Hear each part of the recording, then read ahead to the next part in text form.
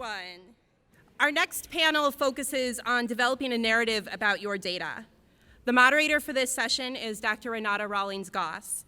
She is the co-executive director of the South Big Data Regional Innovation Hub, where she works with industry, universities, and government in creating productive partnerships around big data, data science, and the Internet of Things.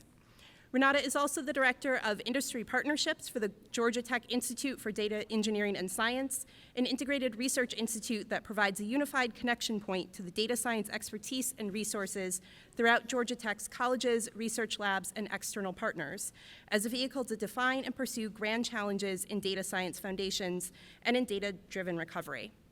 As a reminder, during the panel, you can tweet questions to @_SciComm using the hashtag AAASmeeting, and we'll collect those and send them up to the moderator. And we'll also have a chance for folks in the audience to stand up and ask questions. So I'll now turn it over to Renata. Good morning. I'm kind of call and response, so good morning. Good morning. Hi. So I think this is going to be a fantastic panel. We have fantastic people that are going to be speaking today. We're going to talk about developing a narrative with data. As Emily so kindly introduced, I run a big data hub, which is one of 4 hubs for the nation that was federally funded to bring people together around data for the public good. So the South Hub is 16 states, Delaware through Texas, and we're always looking to communicate and to get better ways of looking at data for the public and how it can be used not just in industry, not just for research, which is important, but also for government, nonprofits, and social good. So first up, I have the pleasure of introducing Michael Weber. And Dr. Michael Weber trains the next generation of energy leaders in his role as Deputy Director of the Energy Institute and Co-Director of the Clean Energy Incubator, the Josie Centennial Fellow in Energy Resources and author, and a Professor of Mechanical Engineering at UT Austin. His recent book, which is Thirst for Power, Energy, Water, and Human Survival, has been widely praised. And join me in welcoming Dr. Weber.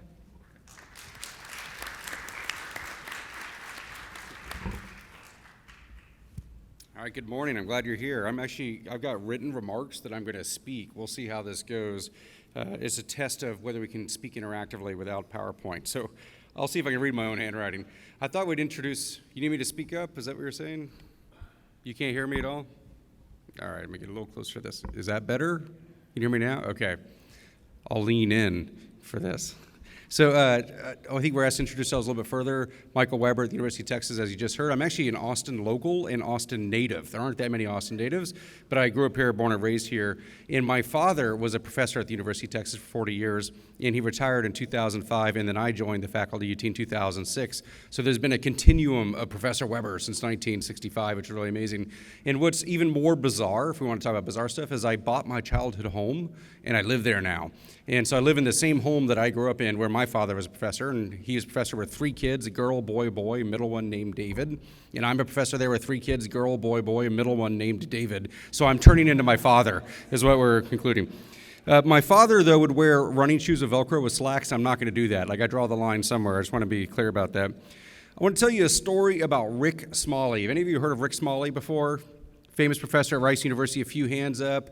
He got the Nobel Prize for discovering Buckminster fullerene, or the buckyball. This is carbon-60, a geodesic dome-shaped chemical structure that enables materials with new properties. Really amazing guy. He spent the last few years of his life in 2005, 2006, going around the world talking about the 10 grand challenges for humanity. And he put this list in a very particular order. And that order is as follows. Energy was number 1, followed by water number 2, food number 3, environment, or protecting the environment number 4, lifting people out of poverty number 5, terrorism and war number 6, preventing or treating disease number 7, education number 8, democracy number 9, and population number 10. He identified these by his opinion to be the biggest challenge for humanity and thought through the logic of the order, that there's a sequence, that it matters what order you tackle these problems because some of them are dependent on the others. For example, you have democracy as number 9 is behind education number 8 because it is hard to have a well-functioning democracy if you're not well-educated. Though I submit to you we are testing that hypothesis right now as a nation, so just have that idea in your mind. Energy's at the top because in his opinion, if you can't solve energy, it's hard to solve the others, that we need access to clean, reliable, accessible, sustainable energy. And once we have that access to energy, we can solve our water problems by desalting the oceans or moving water thousands of miles. And once we solved our energy water problems, we can solve our food problems. Once we're fed, we can think about protecting the environment, which lifts people out of poverty, and then we can tackle disease and other things. And so the sequence matters, and he thought about that, and he used that structure framework to explain the 10 challenges of humanity. And I tend to agree. I think energy, water, and food at the top are our critical problems, and that's what I tackle with my education and research. Well, I tell the story of Rick Smalley because I think that's one of the themes you can hear today is that storytelling is an important part of communicating science. And I found by practicing that Rick Smalley is a better vehicle for energy lessons than any of the data or methods I might use. And so I often start with the Rick Smalley story because he's a beloved figure. He's well known in Texas, well known around the world, really, and he can tell it better than I can. Why not lean on him? And so I want to use that as a launching point to discuss the difference between peer-reviewed science, which a lot of us travel in for our careers. That's how we get promoted. That's how we're rewarded, except that's not where we make our impact, interestingly enough, versus popular engagement, which is different. So I'll rattle through a different set of differences, and then I'll make a couple comments about that. In the peer review world, that's very credentialed and rigorous. We should do that. At the core of my program is research. I'd like to do that. It's very methods dependent. I spend a lot of time talking about my methods in my research publications. I talk about the data a lot, and it tends to be long. Like a peer-reviewed journal article is like, 10,000 words or something like that. A dissertation might be 40,000 words. So these are long-form documents. With the popular engagement that I dabble in, it is very different. It doesn't have the credential, but it's got the reach. And it doesn't use methods, it uses narrative, a narrative framework, like the Rick Smalley story. It doesn't use data, it uses characters. And it's not necessarily long, it tends to be short, although there's some variations on a theme. If I write a really good peer-reviewed journal article, my most highly cited journal article, I think, has been cited 236 times. It's a good article, I'm proud of it. I'm glad 236 people cited it. My most highly read peer-reviewed journal article was about cow poop. That one's actually been downloaded 36,000 times, but only cited like 100 times. But I'll take it. Compare that with a New York Times op-ed. When I write one of those, 1 million people read it. The order of magnitude of reach is just very different. It's also different people reading it. When I write a New York Times op-ed, I get a call from a senator's office. When I write a really good peer-reviewed journal article, I get a call from another scientist. It's different audiences, different approaches. If you want to use character-driven to tell the story instead of data, that's an option. I think data is a confusing way to explain things to people who aren't natural with data. I had a story I want to tell about the importance of water and wastewater treatment. And so instead of using the data to show the importance of it, about how if we don't do it, this many people die and that kind of thing, I introduced a character in my book, Raj Bhattarai. Raj is a local water engineer at Austin Water Utility. He's from Nepal. In Nepal, water is taken very seriously because it's a headwaters or source waters for many other countries and many other people, and so water is life there as it is elsewhere. And he's very proud of the fact that in Austin, it's the largest city in America where the water downstream is cleaner than upstream because we take the water out of the river and we clean it to a higher standard before we return it. That's really amazing. And I can make the point about water treatment and wastewater treatment more effectively through Raj than I can with data and charts. So that's something to keep in mind with popular engagement. As I dabble with this, I often organize things thematically or topically instead of in a linear way. When we do research, we have our background, our literature review, our methods and analysis and results, conclusions. That doesn't really work for popular engagement. People don't care for the most part. The methods are absent. They just want to know the takeaways, the importance, why is it relevant to them, and what's a fun fact they can take away with them. I've dabbled in these different efforts on television. I did a 1-hour special called Energy at the Movies a couple years ago using movie clips to tell the story of energy. That was kind of fun. That had reasonable reach, and so now I'm making a 6-part series and a 1-part documentary for PBS right now. Those are longer form, very visual. It helps us overcome a lot of the barriers around literacy and problems not everyone knows the words or understands the jargon, so we can show it on television in a way we can't write it. I've been dabbling with interactive apps an app you can download to your phone or your iPad. I did an online course a couple years ago called Energy 101, an introduction to energy. It was a MOOC, a massive open online course, which I call mostly okay but occasionally creepy as a MOOC because I had some weird stalkers that came up from it. But I reached 44,000 students from around the world and 5,000 finished the course. We turned that into an app, and now it's interactive and it's a content that students can play with. That's been very successful. Now we're doing one on energy and water called Resourcefulness, and I write op-eds, as I mentioned, in books and now museum exhibits and other things. I've also dabbled a lot in short videos, and I found I'm bad at short videos, but you know who's good at it is Joe Hanson, so we'll hear about that in a little bit. There's many different media, many different ways to go to do popular engagement, and I recommend you all dabble with them. And then the challenge is for us as people in the world of maybe academia, where you're judged for your promotion and tenure is based on citation count and the difficulty of your method. The more Greek letters you use, the more confusing it is, the more likely you are to be promoted. And anything you do that's popular tends to diminish your credibility. That's a tension we have to solve. Perhaps we could talk about that more during discussion. So I'll stop there. I just want to throw out some of those ideas about the importance of narrative and characters as opposed to data and methods if you want to reach these broader audiences. And I look forward to our conversation. Thank you very much.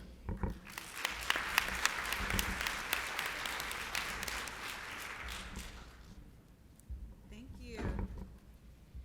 So next up we have Karen Acker Loft. Dr. Karen Acker Loft is a social scientist who studies science communication. She is currently a visiting scholar at the American Association for the Advancement of Science, a great institution, where she is conducting a research project on the use of science in Congress.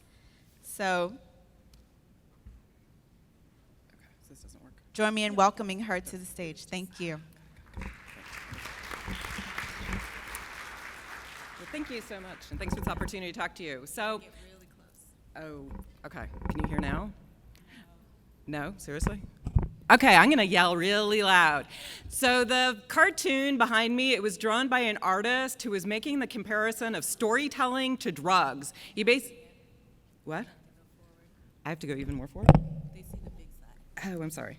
Which is that, right? Yeah. Yeah, that's what they're supposed to be. Okay. The cartoon behind me, the pill case that says storytelling, that's what there's, actually I'm trying to talk about that, yeah.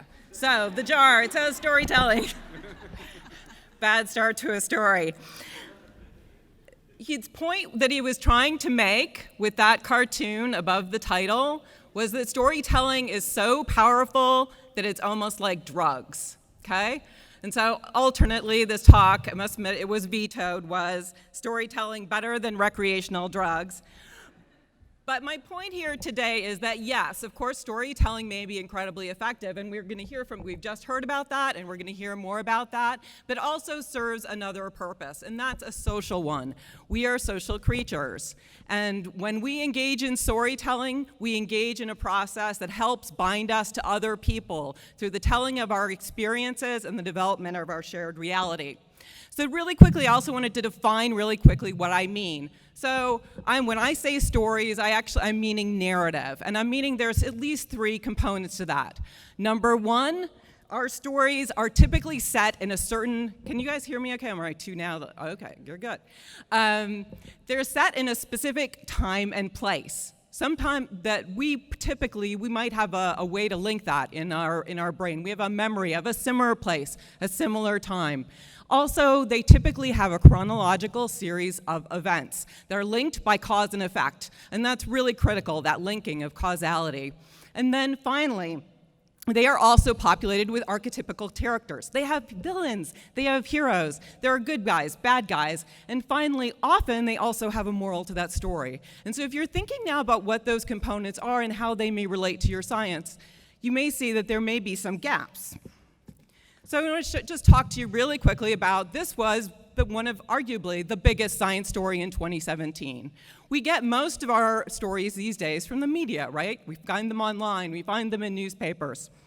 So if you think about those characteristics of narrative, and then think about what this story was. I don't know if everybody can recognize it, but this was the story of neutron stars colliding. So this was observed by scientists all over the world, enormous teams, international teams, and it was a huge breakthrough in physics. But you think now, and those of you who are astrophysicists, this doesn't count, you can't say, but okay, let's think through those characteristics of narrative.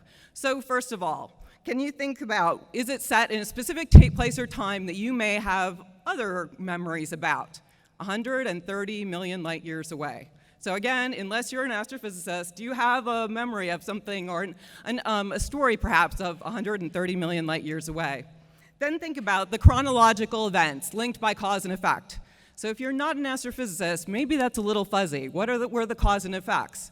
And finally, so who were the villains and who were the heroes in that story between those two stars as they collided? So fast forward, these are the stories. This is actually Chartbeat records this. They follow 8,000 sources online sources to see what people worldwide are actually paying attention to. So I don't know how well you can see this, but essentially, you can see politics there, right? You can see international events. You can see we had massive disasters. And then you can see people, famous people and stories about those people. So you think, so science is up there on that list. So for example, climate change. It comes in under the Paris Agreement. I'm sorry, I'm be a little farther away. It also comes in under stories where people were talking about what might be some of the sources and the relationships between climate change, Hurricane Harvey and Hurricane Irma. But one thing that doesn't show up there, right, is the biggest scientific story of 2017. So instead we see Trump, his inauguration, right? We see the Women's March, that actually in Washington, D.C., all over the world. We see the people, right, component of Hurricane Harvey, and people like Harvey Weinstein and the Me Too movement. So again, science does come in, but in different ways that correlate to the ways we think about narrative. So to start my story, again, about us as people, let's think back in time. So this scene, people huddled around a fire, right? That could have been 100 years ago. It could have been hundreds of thousands of years ago. What are they doing? Fire was important because it gave us heat, right? Also cooked our food, may have also contributed to our evolutionary history. But the interesting thing is that also, those people are probably telling stories, right? That's what we do today. So there's an interesting piece that came out just a couple of years ago in PNAS talking about what may have been the importance of that fire and how it contributed to our social development. So this woman went and worked with the Bushmen in Botswana and Namibia. And what she found was that the content of communication during the day was very, very different than during the night. And what she found specifically was story time was evening time. And you think about, if you don't have fire, you don't have light. You don't have a way to essentially gather people around. That fire gave people extra time for social activities, to socially bond. And if you think of what's happening as we're, as human beings, as our social groupings are getting bigger and bigger, it takes more and more of our time to essentially be able to communicate and keep those groups together on the same page in terms of our morals, our norms, our values. So these are our President Day campfires, right? So it's been said that these essentially are the computer screens are modern campfires by which we tell stories, right? So we're telling stories through games, we're telling stories online instead of across the fires. Essentially, the context has not changed. In which our cognitive use of to be able to create these social bonds through our sense of reality. And so to make that point, that really what we're doing as we do this is that yes, the physical world is important, but it's also primarily the social world, which is of interest to us as that we're telling these stories. And the reasons why we're doing this, the functions that we're meeting, are that we're maintaining group cohesiveness, right? Because we're conveying what are the norms of our group. We're talking to people about what do we expect in terms of cooperation and also exchange. We're enabling people to learn from the mistakes of others, right? There was a snake in that bush. I got bitten. Don't go over there, right? We're building on people's wealth of knowledge about the world. Their experiences become our experiences. And we also learn about other people's goals, right? We get a sense of what the social world is like and how we fit into it. So recent research has showed that that's actually really critical for the way we understand stories is our social context. So again, that when we understand stories, we use the bits of information we have in our previous memory to essentially attach them. And in this paper by Jones and Song in 2014 found that if you frame stories about climate change in different ways, if you use different villains and heroes and different solutions, the people will more or less be able to understand those stories and make coherent sense of them, depending on whether or not those are the same types of frames that they already have. So egalitarians will understand stories about climate change much better if they use the same heroes and villains and solutions, and likewise for individualists. So using an example from Austin, so flooding, this is a fairly high flood from area, I just want to also make the point of the differences that we have. So we usually communicate about science as statistics and numbers and words, whereas the way that people learn typically best and most easily is through experience. So experience is one of the reasons experience is automatically tagged with things like emotion and negative or positive feelings, and those allow us to be able to retrieve those memories very, very quickly. But also, our experiences are much differently, we interpret them differently, and we get different information from them. One of the things that, of course, is we have a smaller set of experiences than perhaps we would have from a larger data set of the entire universe. So as a result, that introduces biases, right? If we've experienced one thing, but it may not be typical, then our experiences will not be synonymous with the entire experiences. So in essence, experience and also narrative lends bias. However, at the same time, they are incredibly powerful, as I pointed out. And the reasons why they are so is that, number one, through emotion, which I think was already brought up. We identify with the stories, and that allows us, again, to tag emotions in ways that are easily retrievable. We believe that actually the basis of memory may even be based on stories because of their rich detail, which again allows us to easily retrieve it. And the transportation that we feel as we're going into a narrative means that we are not able to essentially counter or argue. We are not able to argue the evidence or the logic as we experience it. Finally, I want to close this up. It's not just for lay audiences, so I'm going to go quickly to get off the stage for the next person. But there's a recent paper that basically showing that higher impact factor journals actually have articles that use more narrative, and it also is a factor in citation frequency. So, in parting, there are biases in the ways that we interpret stories that mean that we need to take care in the ways we use them, but these are obviously enormously powerful techniques with a long history in human cognition. And thanks.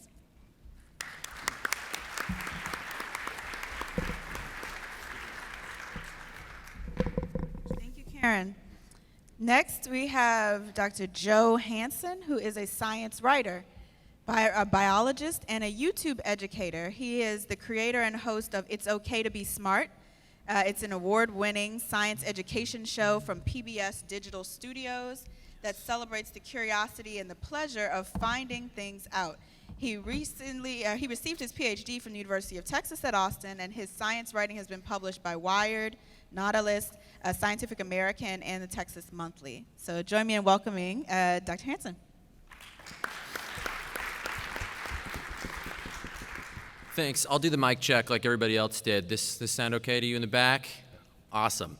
Thank you to AAAS for having this conference like 3 miles from my house. I really, really appreciate that. It's made it really easy for me this year. So I make a YouTube show.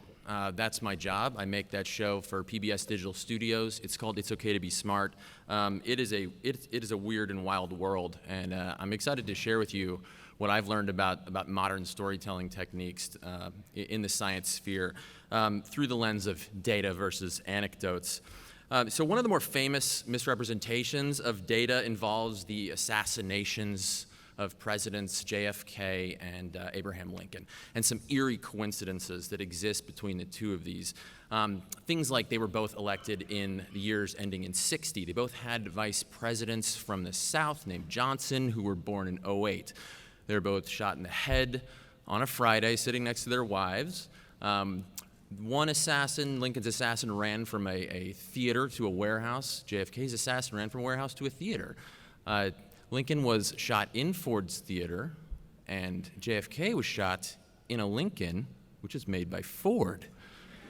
So that is eerie and spooky coincidences, but it's also complete BS because it overlooks hundreds or perhaps thousands of other data points that completely annihilate these correlations. This is an example of a failure of human information processing that's very appropriate for where we are today, the Texas Sharpshooter fallacy, which is the typical Texas Sharpshooter style is to shoot at the barn and then you walk up and you draw the bullseye around your greatest cluster of data.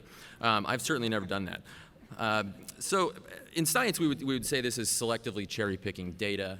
It's drawing generalizations from an incomplete set of specifics, and we really don't like doing that in science. And we don't like it so much that we created a really catchy saying to remind people how much we hate it, and that is the plural of anecdote is not data, which is just one of these cultural memes that has established itself anytime you think of the word anecdote or data. This pops into your head. But I want to ask you to do something today, which is to picture this on a piece of paper and then in your mind crumple it up and then light it on fire and then never think of it again. Because when it comes to public engagement in science and public science communication, I think that this is at the very least not helpful and at times perhaps even a harmful way to look at things, because it doesn't say really what we want it to say, and what it does say sets up a really difficult and dangerous choice that for people when they go and set out to do their science communication. That data and anecdotes are somehow at odds, and therefore they'd be mutually exclusive, and one is therefore better than the other, and we have to make a choice. I want to make clear I'm not talking about the practice of science and research, because if you made it to the AAAS meeting, I hope you know by now that you don't actually want to base that on anecdotes. Data is your friend there, but I'm assuming you're here because you want to learn how to communicate your science or someone else's science to the public, and this is a false distinction. People who don't come to conferences like this, if you make this mutually exclusive choice that one of these is therefore better than the other, you'll choose the one that you know and love the most, and that's data. And I think that you could set yourself up for failure in science communication there. There's a good reason that stories like JFK and Lincoln are very sticky and successful.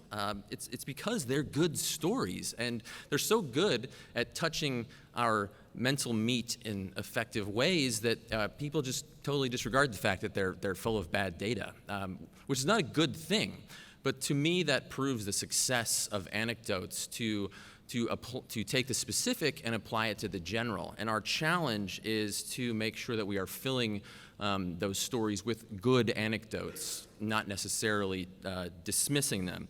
Because the human mind has two traits that can be used for good or evil, and one of those is that we love patterns, and we love them so much that we see them in places that they don't exist. And we invent stories to explain them, like that there's mysterious faces on Mars carved by aliens or something.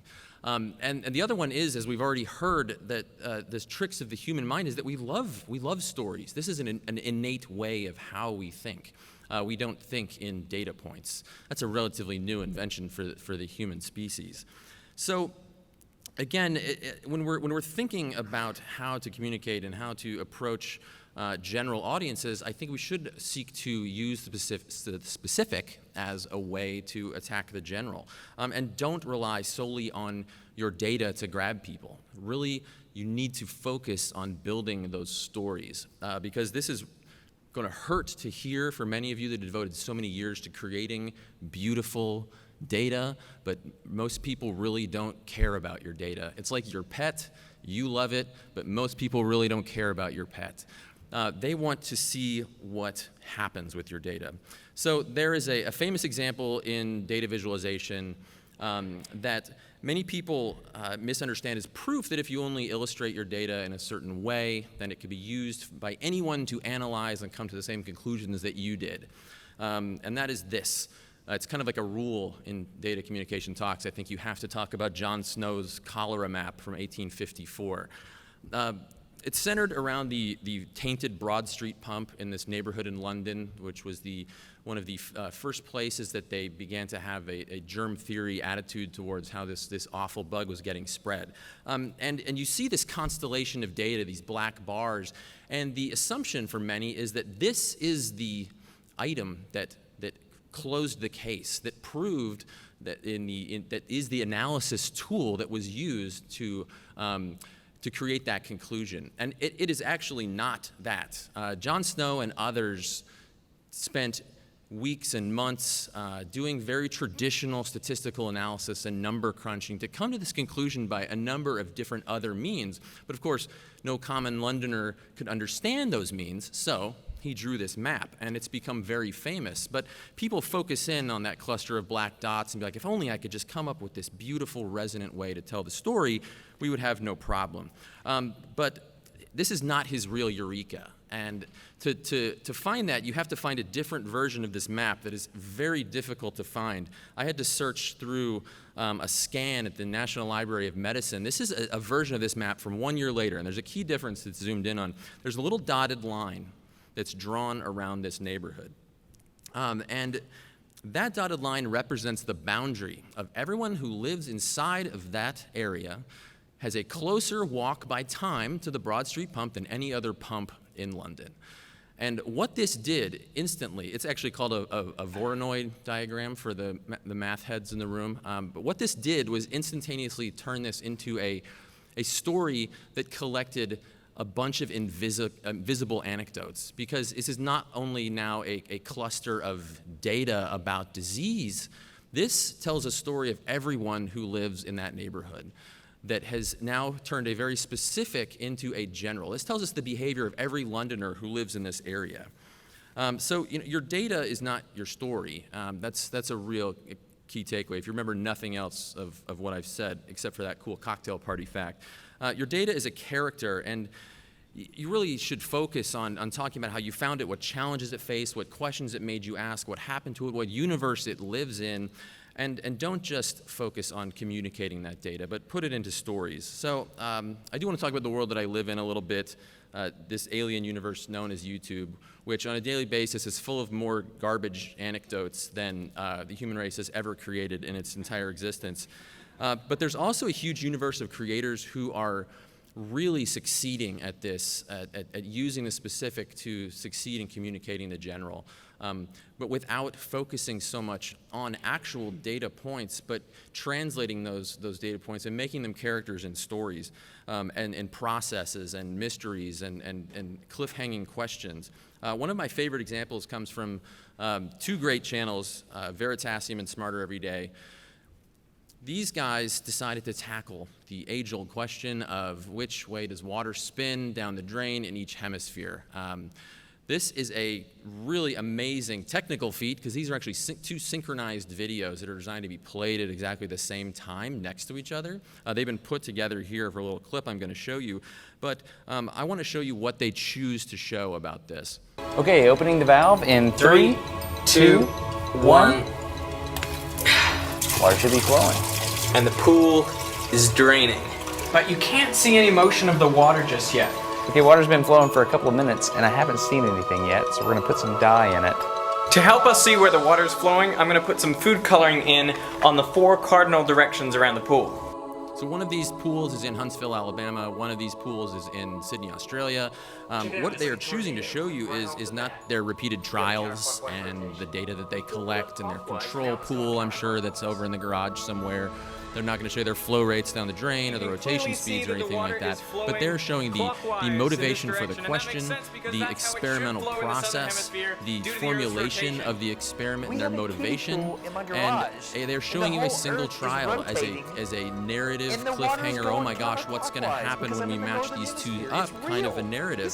So the data is lost, and very deliberately, and they have this data, and they encouraged people to go and repeat their experiment in various places. But this was so hugely successful for the very reason that they did not focus on providing that factual underpinning of we promise we got our controls, and we'll cite our sources, and we'll show you our 3 trials to show and draw the error bars here on YouTube. Everyone would be asleep and click away by that point. It's a great story that connects the specific to the general. But of course you're like, that's not real science, right? That's like 2 guys screwing around with kiddie pools. But your data can be a character in more traditional research communication. This video is from a channel that is a new channel by the science writer Ed Yong. It relates to his book, I Contain Multitudes, about the microbiome. This is an episode from that video series about antibiotic resistance, and he spent a little time in this video putting context to that problem and asking why scientists are concerned and interested in researching this. And this is an example of a single experiment, a single paper, a single research item translated into a story. They call it the mega plate. They prepare a nutritious agar jelly that bacteria thrive in. But they've snuck a secret weapon into this agar: antibiotics. Who knew agar could be so exciting? Throughout this process, as the bacteria get injected, and we'll see a time lapse of this, the limit of the data is a series of numbers. We have no idea what the bacteria are. We have no idea what these numbers represent. Is it ampicillin? Is it tetracycline? Who cares? We're following this mystery along step by step. What's going to happen at the next stage? Who's going to carry on? Which little population is going to jump through to the end? All the way into a final illustrative point of the immense ability of bacteria to resist these growing concentrations in as little as 11 days. Again, a great deal of the data and information has been taken out of this to provide it into a mystery story with a beginning and a middle and an end. And this is a proof that stories are patterns. They're things that our brains really enjoy, they resonate, and they can really, again, push on our mental meat in some good ways. I'll close up here because I love to tie things to things that aren't science. There's an education researcher named Max von Manen, and he compared the value of anecdotes to how Aristotle viewed the role of a poet versus a historian, in how this could apply to teaching and communicating science. That it wasn't to describe, the poet's job wasn't to describe just what took place, but to somehow make you believe that this represented what always took place.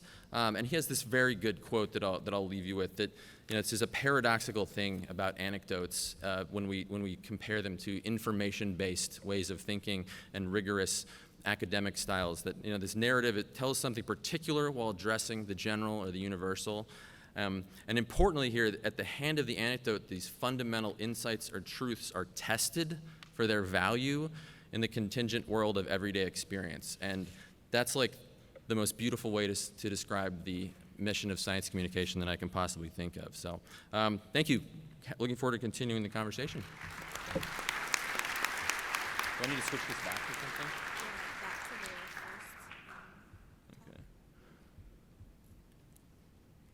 Thank you. So I'd like to encourage people in the room to either tweet your questions if you do not want to get out of your chair and communicate with us right here, or to come to the front.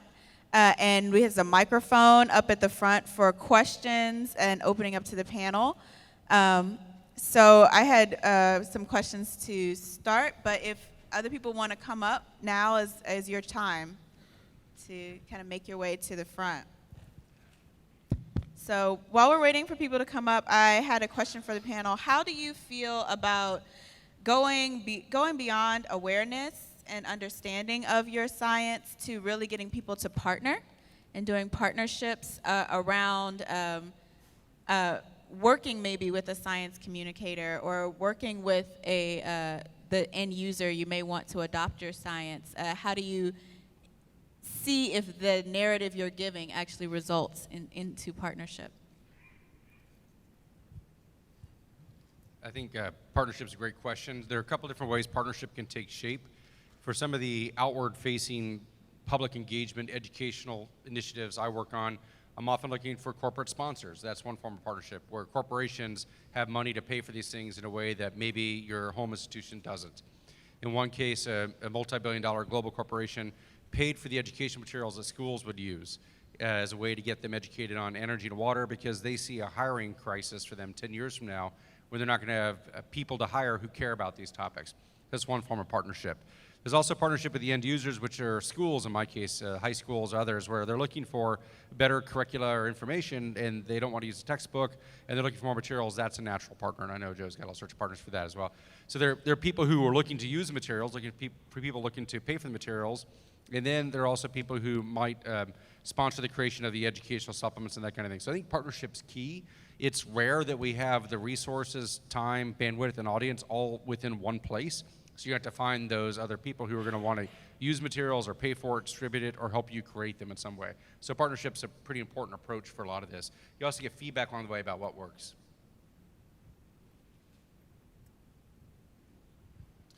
And I'll just bring up the honest fact that this is hard. This is difficult, and if you have limited resources, time, or very narrow missions with it for broader impacts or things that are perhaps just one or two efforts, it often can be very advantageous to look for partnerships with science communicators and established groups and media outlets to help you translate that, because we live in a really exciting time for that. There's massive opportunity of skilled folks ready to help be your ambassadors. Definitely. So we'd like to go to first question. Thank you very much for interesting talks. I was wondering how to deal with uncertainty. So I've been thinking about communicating science to the public for quite some time, and storytelling, and especially when it comes to journal articles, and you get into the problem of how do you represent that your data suggests something but doesn't prove it, and then actually communicate it in a way that people can use it in their lives, but without over-interpreting the data and injecting that level of uncertainty, and having the public understand that just because it's uncertain doesn't mean that it's not useful.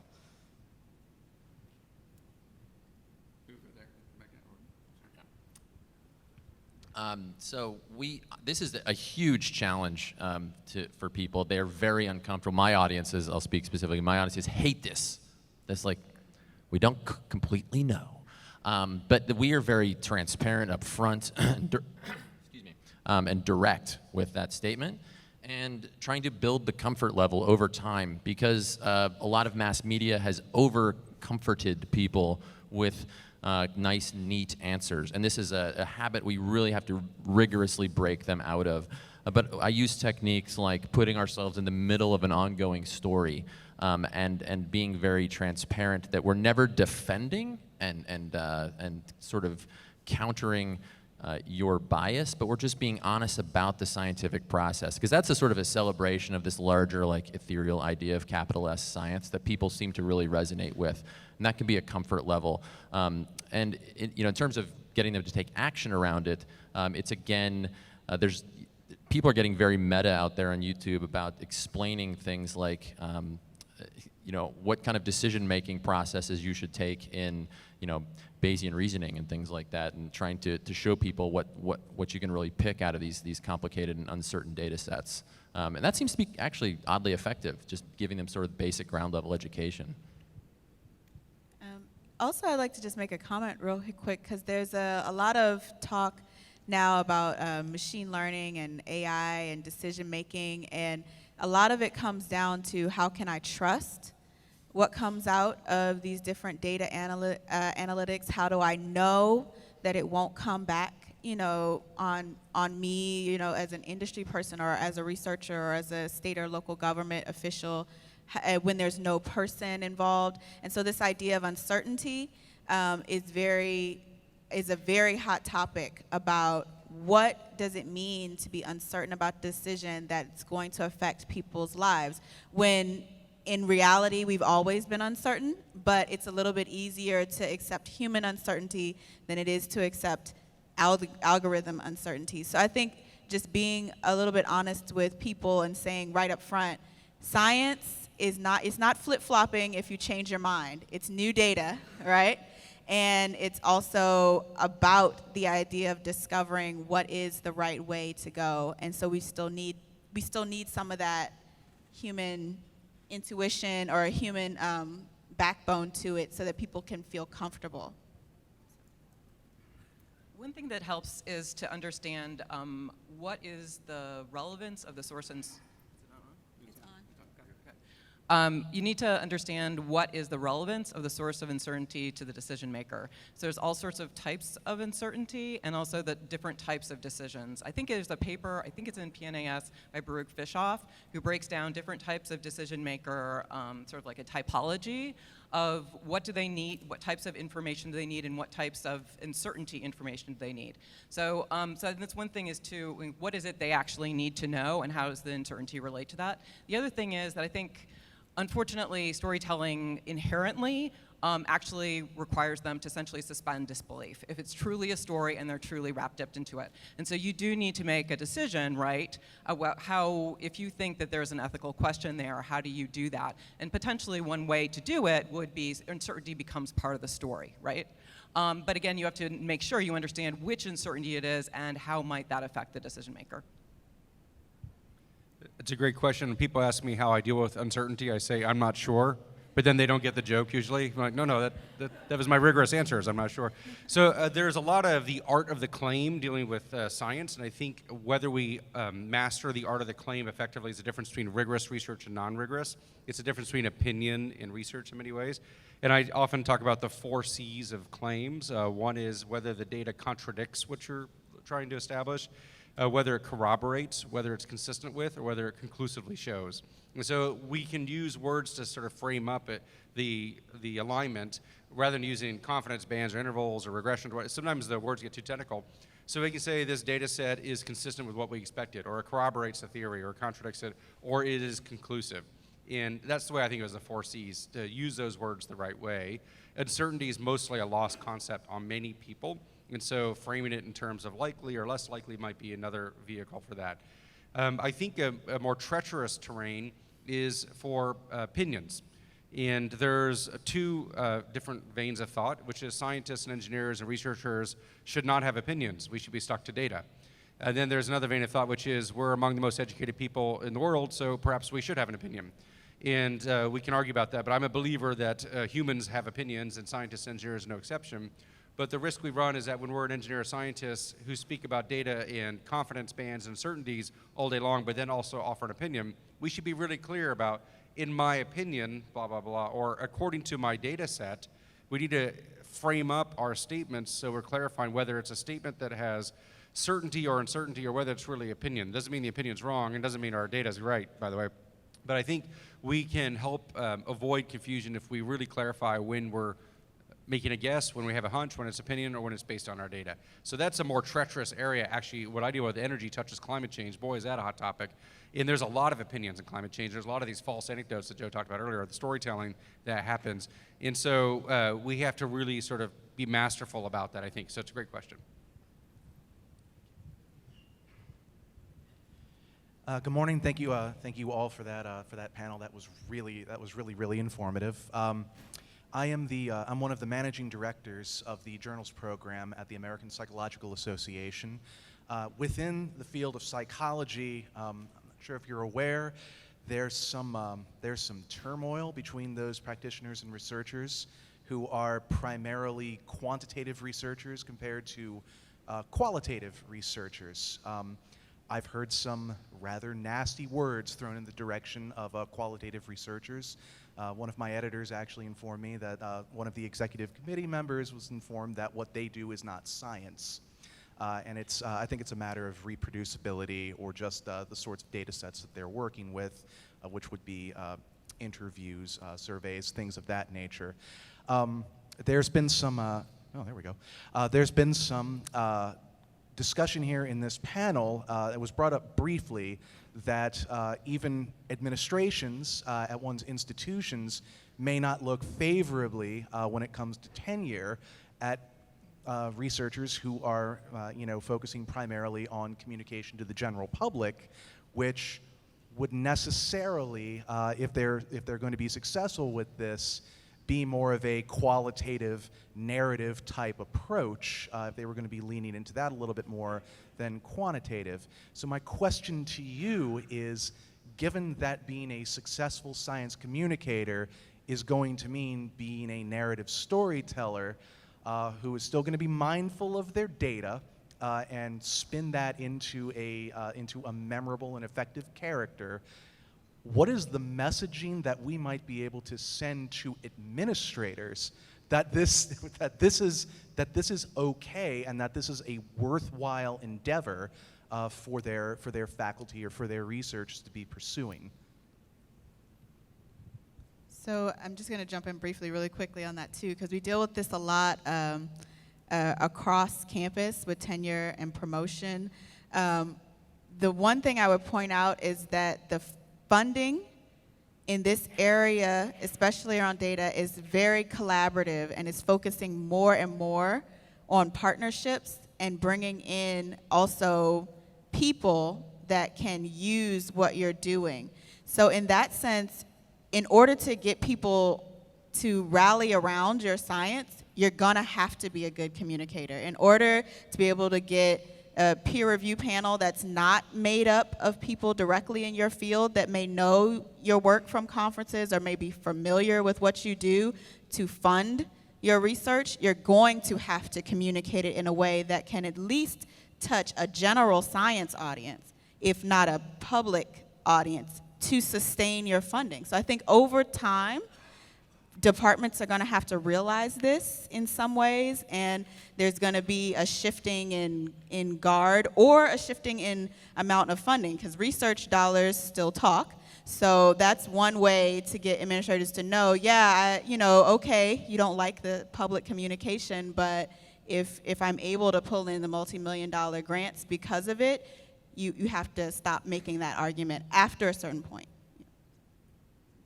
I don't work in academia, don't ask me.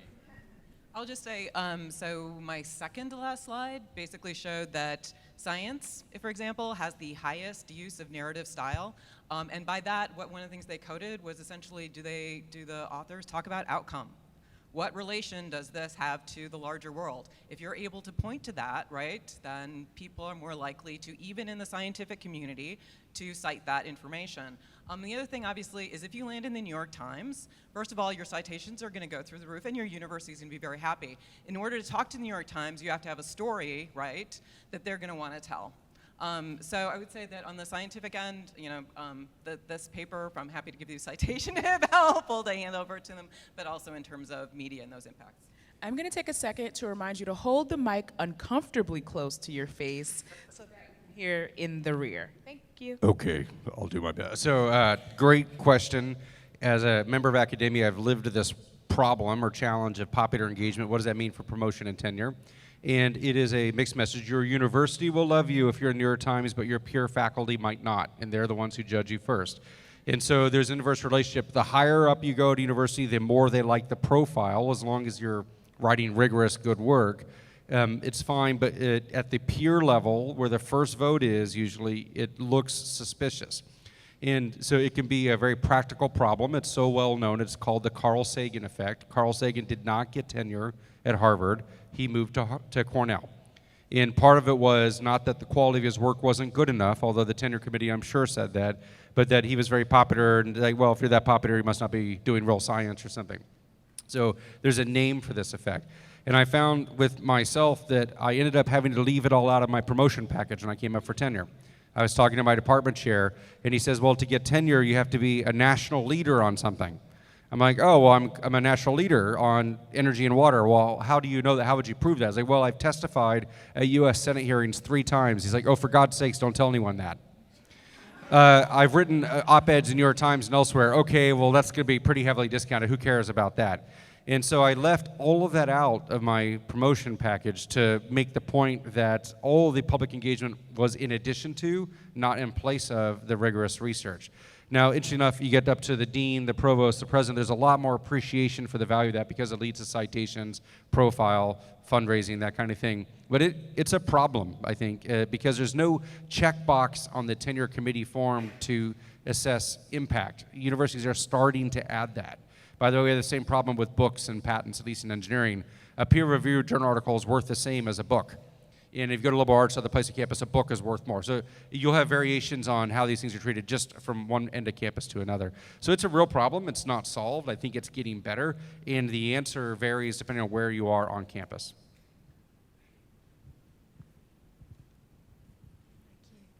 Hi, I'm Tracy Brown from Sense About Science. I suspect that when you present these really excellent insights, most people are still processing them in a kind of production and sale idea. You know, you produce your science and then you've got to go out and kind of make that count to various people. And in fact, I wanted to expand on Renata's question about the partnerships and broaden that our thinking out about those, because I think if you involve the very people who are already talking about your subject in explaining your work from the very get-go, I think you end up with a lot more success. I mean, we worked with the parents of children who were undergoing heart surgery to determine how to show the outcomes of different surgical units around a country, because they were traveling off with their very sick kids, seeking the one that had the best outcomes, and of course, often the one with the worst outcomes was the one taking the difficult cases, and we wanted to challenge that. And so right from the get-go, they were giving the language to communicating the statistical tools with which we were comparing the different outcomes. They actually expressed how to describe to other parents the predicted range that you would have given the various factors. They switched it around and talked about survival rates rather than mortality rates, because they said their minds would be open for 10 minutes longer if you're talking about survival rates. And I just think that kind of co-creation is what most people need to be looking for, those partnerships, rather than just produce your science and then think about the communication process next, if you see what I mean. So great. Could everybody hear her all the way in the back, this question? Yes? So it was about really incorporating the people, your church, that you might want to communicate your science with right at the beginning of the science, instead of waiting until everything's done and then saying, now how is it best to communicate the science going forward? And just for me personally, I think that that's part of the mission of our center, is basically of this hub, is to get people talking before you start, so that you can actually know when you finish the science that the people are not only going to understand but use what you do. And that's really just a question of what your motivation is. If your motivation is impact, and then I think that's actually the best way to go. And we've seen a lot of success doing it that way. But I wonder if other people on the panel have experience with any kind of co-creation in that way. One important thing that you identified, I think maybe accidentally, maybe on purpose, this idea of co-creation is also very related to, you've essentially involved part of your audience, part of the family, the younger half, in creating your product. In that message, but that speaks to the importance of interactivity and the two-way perspective that modern science communication should integrate, because there is no useful outlet for any of these stories that is not an interactive outlet, whether it's social media, the internet. I mean, we're really talking about these things. I mean, mass media to a certain degree, like a newspaper is a website, and it depends on social media the same way any other message does these days. And even to the more traditional, broadcast, you might get very lucky there. Those are sort of the dying arts, though. What we're really looking at in the future for effectiveness are these interactive methods, and bringing in that audience, listening to them, whether it's through the analytics and studying the behavior on the platforms that you're choosing, or whether it's directly bringing them into creating your product. It's a really important perspective that lets them buy in a completely new way that's sort of never been possible. Yeah. Okay.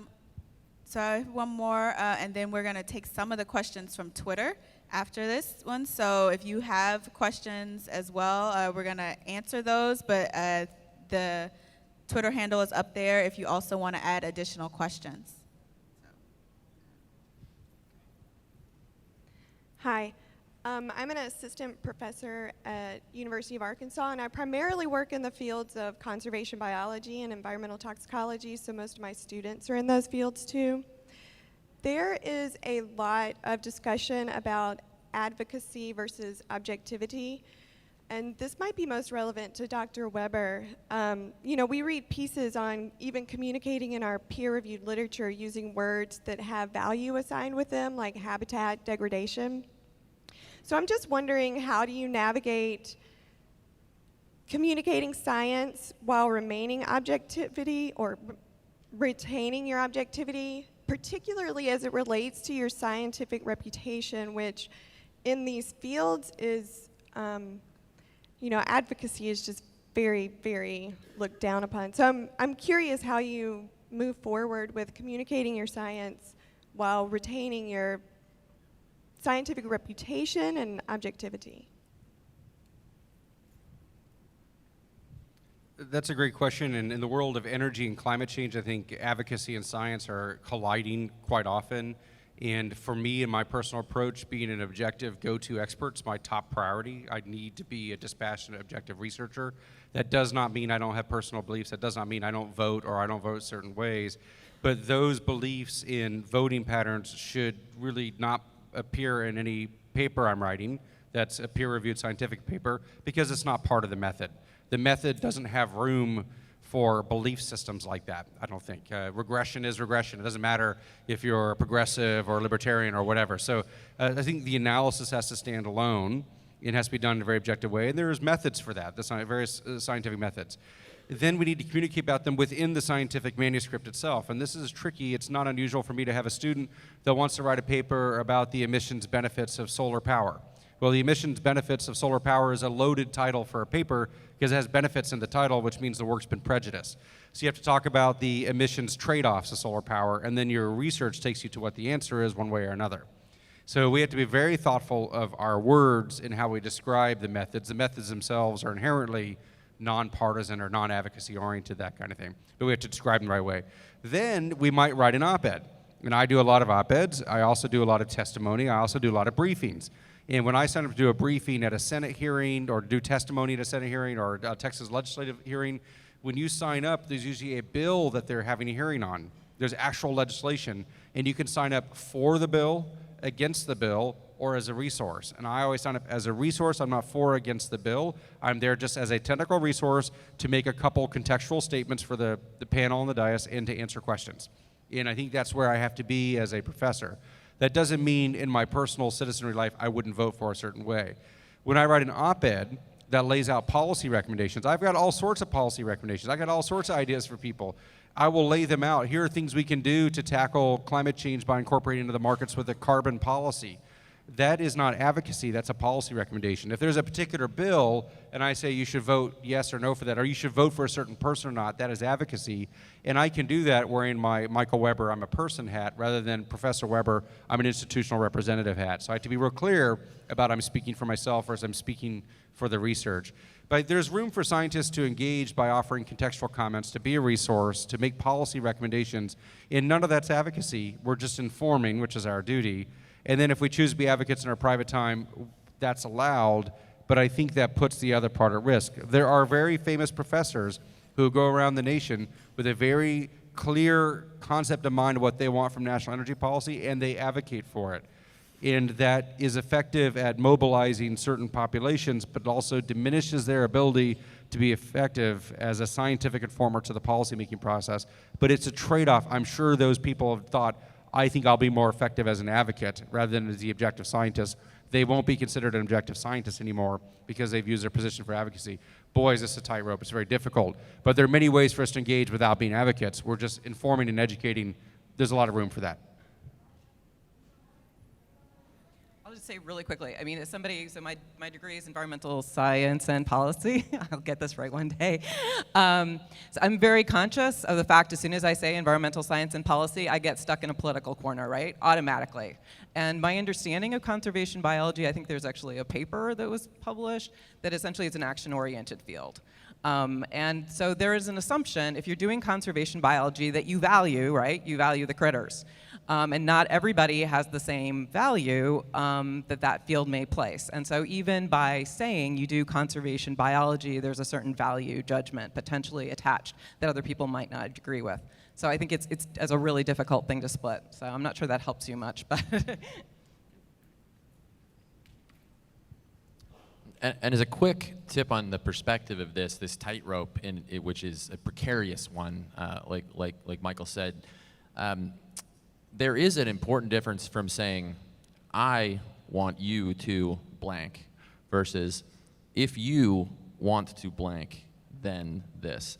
And that provides a little bit of a firewall as a strategy for protecting yourself, as well as accomplishing a second goal, which is contextualizing that in the life and in the mind of the audience. And it might not be a perfect solution every time, but it's a starting place, I think.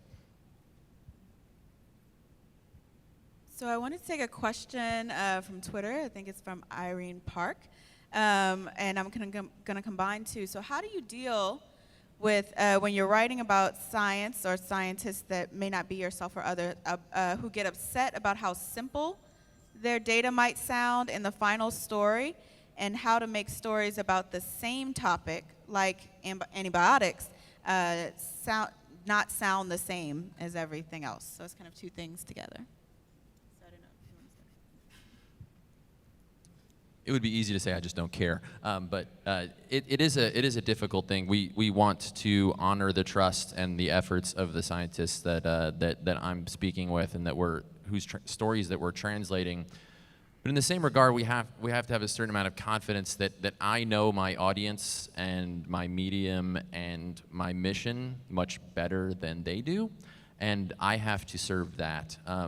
And we are very careful and continuously asking ourselves questions about, are we aligning that as well as we can with what the scientists want out of this? And that's the sort of ongoing process of trust interaction between the two parties. Of course, all of the basic things about not making errors and being transparent when we do, and honoring journalistic practices to make sure we're correctly translating what they tell us into our message. But in terms of navigating that, we simply have to, again, know our own mission and stick to that and try to align it as well as possible. In terms of making things that aren't exactly the same as sort of everything you've heard before, part of that is understanding that the same story in different places can often be a different story. We're in a very siloed environment these days in terms of where people spend their time taking in media. So just because it came out in the New York Times doesn't mean that anybody who watches my show has read it. So that's very important. But we spend probably more time in developing our stories in finding that frame and that interesting, novel way of approaching the story, because we've got some really dopamine-numb audience members who just need, they've been pushing that button way too much on YouTube. So novelty is a very high bar for them. And that's an honest challenge that we face, and we just devote a lot of our production time and efforts to doing that.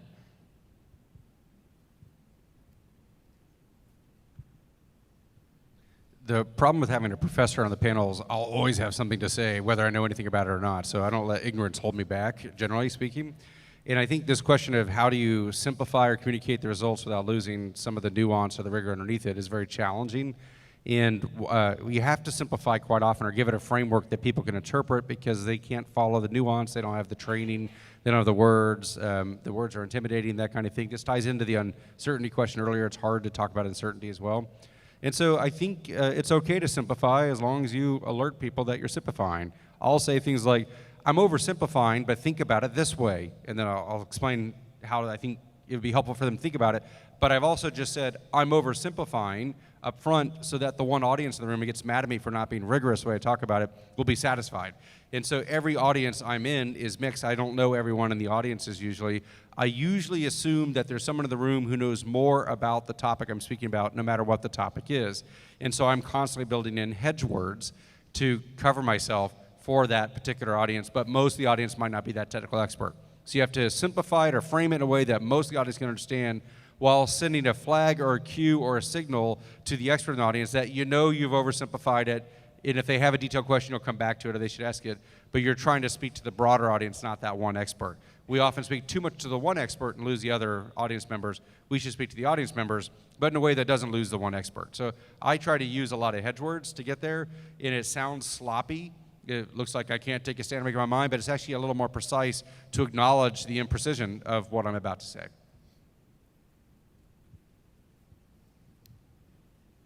And just one other thing, I think, to acknowledge the imprecision, what we do a lot is talk to as we're speaking to general audience, but then provide a section that says, and if you would like further information, or if you would like further detail, and provide links to more rigorous things. Because then at least you've given the people that actually want to dive deeper an opportunity to dive deeper, and you've shown that you're not ignorant of what's out there and what has already been done, but you're really just trying to talk to a different audience at that time. So that's another way of going about it. So another question, this is from Laura Manella. So she's asking, is some science better fitted for storytelling than others? Anybody wanna take this one? Anything with dinosaurs goes great. I don't know what it is. When people talk dinosaurs, everyone listens. So there's a variety of hot science cool talks and other outward-facing communication efforts from the University of Texas at Austin, where they introduce science topics to different audiences, and the dinosaur ones always sell out. So I think some topics do lend themselves to fascination and imagination a little bit more readily than others. And it might be also that paleontologists are more gifted or natural storytellers, but I feel like the subject matter is very gripping and gets people. I like to talk about thermodynamics. That loses a lot of people really quickly. So by comparison, I should include dinosaurs and their energy systems or something. I don't know. I got to think about it. But the dinosaur people, they got to figure it out. Should all follow them. If you think about Pixar and the characters we're used to in Disney stories, and we're all very used to animals in being our stories, so there are definitely some fields, like the dinosaurs, the dead one, even the dead ones, that are just easier to communicate because people are used to those types of storylines. What has more entropy than a T-Rex or a velociraptor? The thermodynamic dinosaurs. We should analyze that. Okay, we'll collaborate on that. There are definitely things that resonate more. I mean, like space and physics and the gee whiz stuff is really great, but I'll just sort of flip this expectation a little bit that we also live in a really exciting time for what's called narrowcasting versus broadcasting. Like, that's a very broadcasting-oriented type of way to look at the question. How can we reach the most people possible? You can choose stories that reach a smaller number of people incredibly effectively, and whether it's indigenous intersections with science, or whether it's accessibility, or different cultures and their inventions of science throughout history that we've played with, and they're amazingly resonant, whether it's geographical, cultural, demographic. So think about that angle of it too, and don't always get stuck on the biggest number possible, but that highest impact number, narrowcasting. It'll look great on Twitter if you tweet it. Nice. And so one thing that's worked out, and maybe this is just a reflection of the people I'm hanging out with, but machine learning gets a lot of hits for us, and artificial intelligence, deep learning, unstructured data, because there's a lot of people using it. Also, the idea of data science for social good, that has also been very resonant, just looking at how to use some of the insights we're getting from research, how some of the insights we're getting from the new technology and what it allows us to do now to actually improve people's lives. I think if you make a story about how, this particular technology is going to be in in our houses, in our nests, in our communities, and they want to do smart sidewalks and better social services, as well as integrating it with insurance. It has some things that are personal, and I think the personal stories of how it's going to impact us get a lot more traction than the in general, this field is cool type of thing. Okay, so one more. This is from Chris Smith, and Chris Smith Gonzalez, who's saying, this is similar to the other ones. We're saying scientists still believe that serious research belongs in the lab and not in front of a news camera or quoted in an article. And another one that's saying, how do we ensure that your stories, this is the opposite, don't become too simplified and the sensationalized in media coverage. So I think this goes into a question of, the specific dots that you draw a picture around. How do you ensure that people don't take one piece of what you say and make that the whole story? as opposed to really what the take-home message was? One thing that for the sensationalism question is we can really do more to support the right kinds of science journalists, the science communicators. I mean, we're at a meeting here, it's full of science people and that really want to start communicating better. So rather than, the more that we can support the outlets so that they can hire the right kinds of people with the right kinds of expertise that understand questions on sensationalism so that fewer people are turning to, I don't want to name any names, but like Us Weekly or something for their science news. These are things that we can avoid. And we are living in a very transitional time in all of the right directions for that. And I think that this is saving a lot of sensationalism. It's imperfect for now. What was the other half of that? Any tips and tricks to make sure it's not oversimplified? The question of oversimplification is so difficult because what is that audience? Again, it's not always up to the scientist, it's up to the person who knows they're trying to communicate to.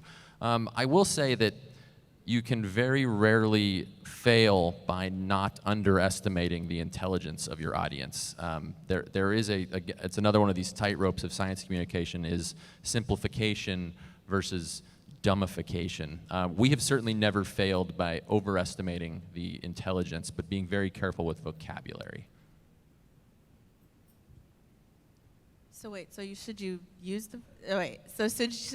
overestimate how much the audience knows or underestimate? Sorry, don't underestimate their intelligence. Don't use double negatives. Wait. Okay. Your audiences are very smart. That's what I'm saying. That's what I'm saying. Okay. Great. All right. So we'll go here. Sherry Klug-Boonstra from Arizona State. I work a lot in education public outreach, and one of the things we run across a lot is dealing with the scientists don't agree question in terms of how do we communicate our data, but under the umbrella of the process of science, the nature of science, the discourse, vetting, peer review, it's very rigorous, and there will be disagreement as science gets purified, down the line. How do you best address in terms of getting the audiences to understand the rigor of science? And it comes back to those uncertainties and other things in terms of how science works. I feel like we need a YouTube video on what is science and how does it work and why is it not? I think it's a great question. I think that what you're getting at is that do we trust science or not, and how can we trust science, and how can we affirm some trust? I think it's worth explaining what is science. It's something that has a method. The method is devoid of opinion and beliefs. It should be designed the right way. So explaining that the methods, which are very boring and no one cares about methods, are an important part of building trust, I think it's important. There's also the vetting and review process also is part of the trust. However, this system fails periodically in spectacular ways. And the most typical failure I see that undermines trust is around disclosures of who funded what. And I think this is very sensitive when people produce medical or pharmaceutical research funded by the manufacturer of that medicine or treatment and don't disclose that, it undermines trust whether the results are correct or not. And so I think that science should be and is inherently transparent, done the right way. People say, here's the method I use, here's how I calibrated the instrument, here are the data collected, here's the uncertainty from the instrument error or whatever from it. It's very transparent, and therefore that's inviting reproducibility. If you can't reproduce it, that's a sign it maybe isn't done the right way. And part of that transparency is who funded the work. I do a lot of energy and climate work, as I mentioned. Disclosure is critical for what I do. I have trouble finding neutral sponsors, but I can get neutralized sponsors by taking support financially from a range of different interests. So I'm supported by oil and gas companies and coal companies, for example. I'm also supported by environmental groups and foundations. And if I were only supported by one end or the other, it would be problematic, but I'm supported by all of them, and so they can neutralize each other. And I have to very actively, proactively, and intentionally disclose all my funding, not just for that paper, but for all my papers on my website, my resume, and in the paper. So I disclose everywhere. And I have to do that because in the topics I'm tackling, there's a lot of mistrust. And so I think that that's part of it. There's the method by which we do the work. There's a method by which the work is vetted. And then there's the method by which the work is supported. And we must be transparent on every step.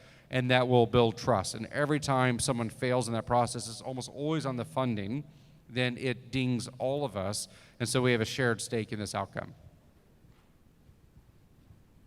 I'll just say, just briefly, one of the things I've been doing is talking to policymakers in Washington, D.C., and one of the comments that it's been made is they like to actually hear the other side. So if a scientist comes in and says, this is the research I've been doing, and these are the results I have, they actually like to know, have it pointed out. Well, but this is what my research is showing, but there are other people out there, and their research is showing something different, and that I believe that my research is correct for X, Y, Z reasons, but that I want you to know what the full range of reach is out there. And again, it's sort of an inspiring of trust so that people believe that you're actually being straightforward with them when you explain.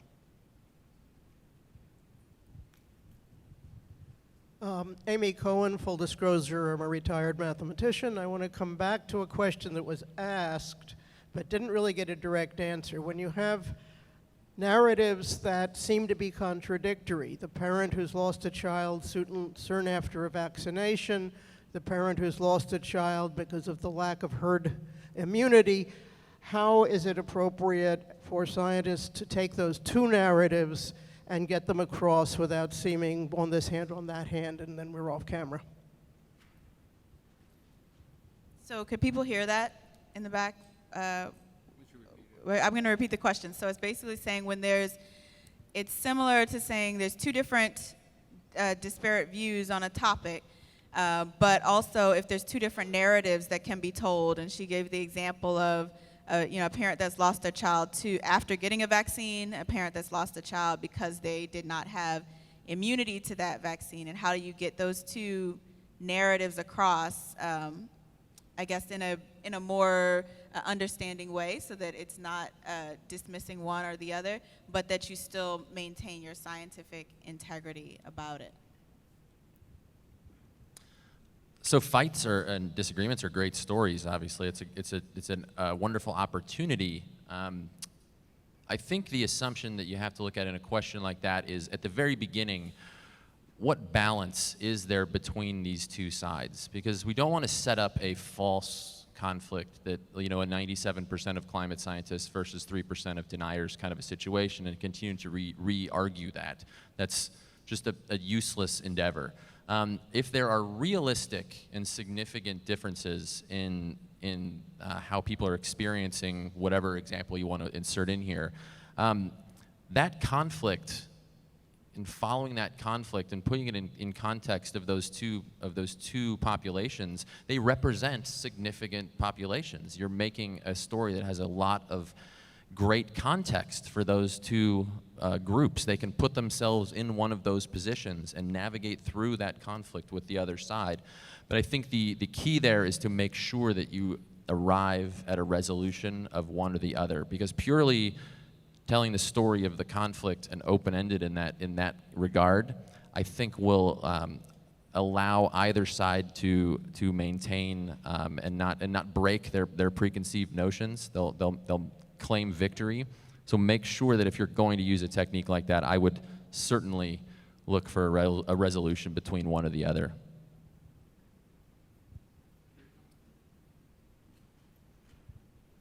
I think that's a great question and a great example. I often use the framing of risk and risk management. I think sometimes we get in the situation as scientists or engineers or experts that we wish to propose a solution, but there aren't many solutions, but there are some things that reduce the risk of bad stuff happening.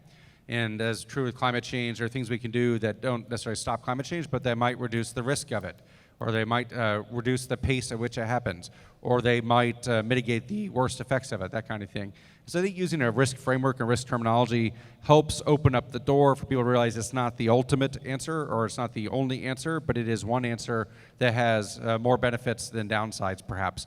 And so I like to use the risk terminology and framework whenever I can, speaking about energy and climate. So just from the dealing with people aspect, I think the problem with narrative, right, is it's based on experience. And the problem with vaccines is when they work is that you don't experience it right. There's nothing to experience because people didn't get sick. So people don't experience the good thing, they only experience the bad thing, right? And so again, is this we get biased because our experience is we see only the black swans, right? So the problem is you can't tell that woman she didn't experience that, and you also can't tell her that her reasoning, but what the cause and effect was wrong. So I think first of all, unfortunately, you have to basically tell the woman you understand that was her experience, and then the bad thing is that narrative is not good in this case because you're going to have to try and talk about data, right? And my suggestion is the way that you would best talk about that is looking at, periods of time and diseases in which we've used vaccines over in certain countries and try and make that as specific as possible about what that's looked like over a time when we've used vaccines and we've seen the disappearance of certain diseases. To essentially bring that home in a narrative form the best you can. But unfortunately, that is actually the bad aspect of narrative, is that our experiences are very, very close to us and you basically cannot refute that experience.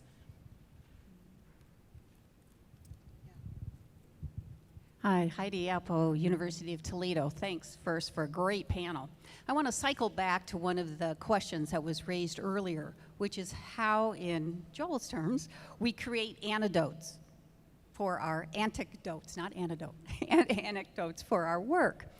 And that has both an intellectual component and it has an emotional component, right? And Joel alluded to some of that. You don't want to simplify down, and the data and the details are so important because that's how we write our grant proposal to distinguish ourselves and fund our work compared to our peers.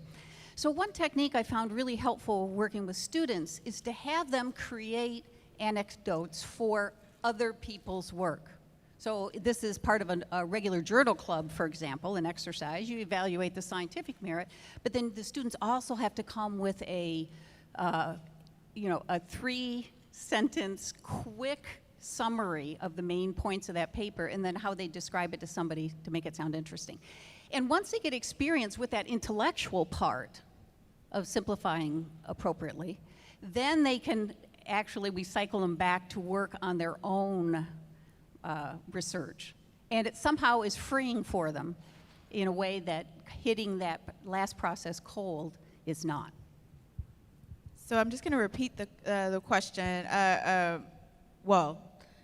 So the statement, but also there was was there a question? Okay, so I'm going to repeat the statement that basically there is an experience of having students, and I guess anyone, write anecdotes for other people's work first before you try and tackle your own. Because your own is so personal and the details matter so much to you that it's starting off with your own work is probably the hardest hurdle to overcome, to be able to create an anecdote or a simplified version or a version that's appropriate for the public. So what she's had students do is come to a journal club, summarize an article, and write an interesting anecdote of how you would explain this finding to your peers or to others. And that process, that intellectual process of being able to do that has really been freeing to them to be able to do it for their own work. So that might be a good way, instead of trying to cold tackle your life's work into an op-ed right away. Can you tell everyone that you meet this weekend to do this in their journal clubs? Because this is great. One thing that's been an undercurrent here is that science communication is an empathetic endeavor, and putting yourself outside of your own experience is extremely helpful. So everyone, I hope, has heard of Alan Alda's science improv workshops that go around the country, and I think there's like this misconception of this as trying to train scientists to be funny, when in reality one of the most important pieces of improv is to pay attention to the recipients and the people who you're both interacting with and who are receiving the jokes, and to make them part of your process on the fly. And that's really the value there. And I think it's a lot of what you're doing, is making people force themselves out of their own framework into someone else's. We also promote that in our communicating science workshops as well. Just want to drop that plug in one more time. Thanks. That's great. So I like your comment. I do like this idea of having people write anecdotes for other people's work. Anecdotes are a great source of hypotheses. They are a great way to explain work. They have no place in the method, which is what Joe was saying earlier. And that doesn't mean anecdotes aren't useful along the way. I think the best place to find anecdotes is outside your field. It's reading literature or going to plays, other places to get analogies or examples. You can also work with writers. I had to give a big speech once. I sat down with a comedy writer and worked closely with her, and she helped me come up with sort of the right punchlines, that kind of thing. There are people who do this for a living who are really smart. You can lean on them, just like we'd like them to lean on us for the scientific answers. We could lean on them for guidance on how to weave anecdotes into our communications. All right, I think that's the end of our time for the panel. I'd like to thank all of the people who had the questions and also thank the panelists for their time.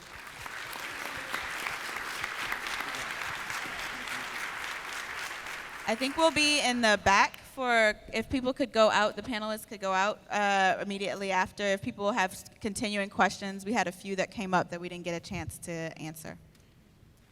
All right, thanks everyone. So we are going to take a break for lunch now. If you are signed up for the Engaging Scientists and Engineers in Policy discussion, grab something really quickly. Be back here at 12:45 for a town hall style meeting about policy and communication sessions taking place during the annual meeting. If you did not sign up for that, go get your lunch. Be back here at 2 o'clock for our last panel. Thank you.